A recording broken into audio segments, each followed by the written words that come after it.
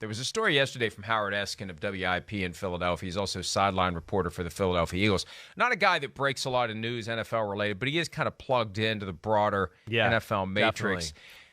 He had a report yesterday, and I think it's important to understand what he was reporting and what he wasn't reporting. He reported the Jets were willing to offer the 10th overall pick in the 2022 draft to the Seahawks for receiver DK Metcalf, but that the Seahawks just won't even listen to offers. And that prompted reports that the Jets never offered the 10th overall pick.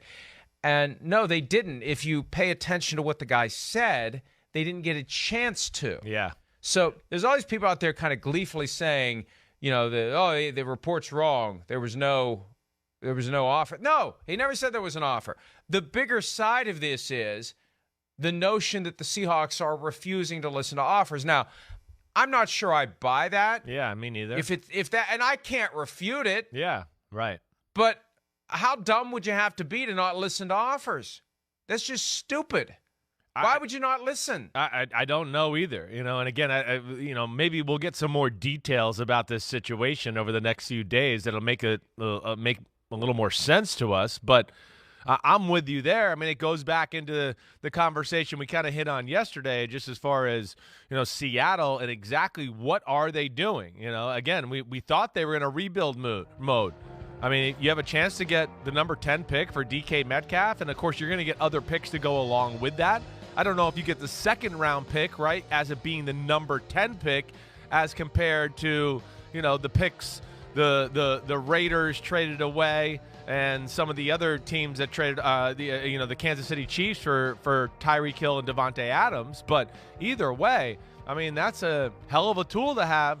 Number 9 pick, number 10 pick. You can do a lot of different things there to figure out your team and build it for the future. So, I think it's one of those right now where I look at it like you, Mike, kind of like maybe they're just kind of still evaluating, the room a little bit as far as what they want to do exactly, how the draft is going to go, and maybe they're not willing to get too deep into these conversations yet just because they're not sure exactly how far into the rebuild phase they want to go. That's the only thing I can really justify in my brain. I feel like it would take more than the 10th overall pick to get it. No, definitely. definitely. That could just be a starting point. Right. Exactly. I was saying, are they going to get, because with Tyreek and Devontae Adams, right, you got the second-round picks to go along with that first-round pick. But those first-round picks were later in the first round. So the number 10 pick, of course, has incredible value. And that's to me where, again, I was saying, yes, it's going to take more than that, just that one pick, but I don't know if they get the second-round pick. It might be the number 10 pick and a third-rounder and a pick in next year's draft. I don't know exactly how that value is going to go, but certainly 10 is more valuable than that Chiefs or Raiders pick that they had in the 20s to trade their receivers away. I doubt that they expect 2 first-round draft picks. Right. Maybe right? part of the psychology here is we gave up 2 first-round draft picks for Jamal Adams, and frankly, that 10th overall pick is Seattle getting one of their first-rounders back. That shouldn't be a psychological barrier. This is a separate transaction. You've already done the Jamal Adams deal, and how quickly they have pivoted from being a team that says F them picks to a team that says F them picks. We'd like them. We're rebuilding. Let's do something with it. They've already traded their untouchable guy. That's what makes this idea that they're just hanging up the phone before anybody can even blurt out the offer, the Bengals' approach to any interest that they had in the number 1 overall pick 2 years ago when the Dolphins were trying to get their attention. It's stupid. It's ludicrous. It doesn't fit with what they're currently doing. What they're currently doing is tearing it down. So why would you not consider tearing it down even further with a guy that's going to want $27, $28 million a year? You don't have a quarterback to get him the football. He's not going to be happy this year if it's Drew Lock and whoever else. Yeah. And why not sell now and get him on a team that's going to use him and it's going to pay him, and we're still 3 weeks away. And maybe the Seahawks are happy this is out there, because the message is, if you want to try to get this guy, you got to come to the table with something more than the 10th overall pick. Yeah, I think this could be part of the justification or thought process a little bit too, for teams maybe to figure out the board a little bit more to how they think the draft might fall out. Oh, wait, we're here at the end of the first round.